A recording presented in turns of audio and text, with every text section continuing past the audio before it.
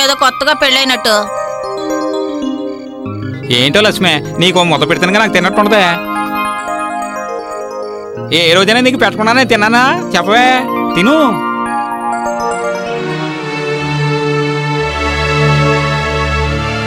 ఏమిటమ్మా ఇక్కడ నుంచున్నా? ఏమి లేదమ్మా. ఈ పాలు అల్లుడు గారికి ఇచ్చేసి నువ్వు వెళ్ళి పడుకోమ్మా.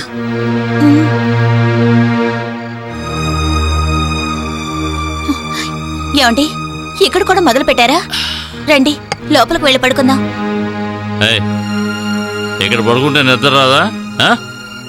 గాలి చూడు ఎంత బ్రహ్మాండంగా వస్తుందో. నిన్నే కూర్చో, కూర్చోమంటే ఏంటి అదే? పాల? నేను ఏ రోజైనా పాలు తాగానా? అవును, మీ అమ్మగారింటికి వచ్చిన తర్వాత ఏమిటా ఈ కొత్త అలవాటు? వదలండి. పడుకోవే, చెప్తున్నాను కదా పడుకో. ఏమండి, ఏమిటి ఇలా ప్రవర్తిస్తున్నారు? కొంచెమైనా బుద్ధుందా? నాకే నీతులు చెప్తున్నా.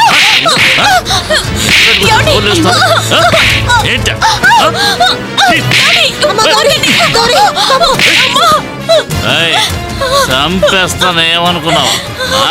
నా మాటకే ఏదో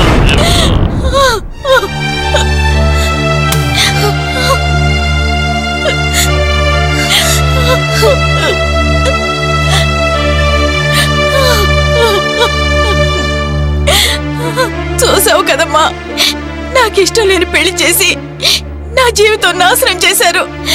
నేను పెళ్ళై వెళ్ళిన దగ్గర నుంచి ఇలా చిత్రహింస అనుభవిస్తూనే ఉన్నాను. నేను మీ నాన్న దగ్గర అనుభవించిన నరకం కంటేనా నువ్వు అనుభవిస్తున్నా? పోను పోను సర్దుకుంటుందమ్మా. మారతారంటావమ్మా? లేదమ్మా, నీకు అలవాటైపోతుంది అంటున్నాను.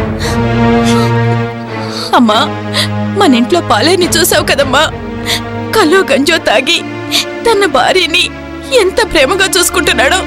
తోరి ఆస్తుండి కూడా మనకు అదృష్టం లేదు కదమ్మా. ఆస్తి అంతస్తు ఉందని ఒక తాగుబోతాడికిచ్చి నా జీవితం నాశనం చేశారు కదమ్మా. కనీసం వసుంధర పెళ్ళైనా మంచివాడితో చేయండమ్మా.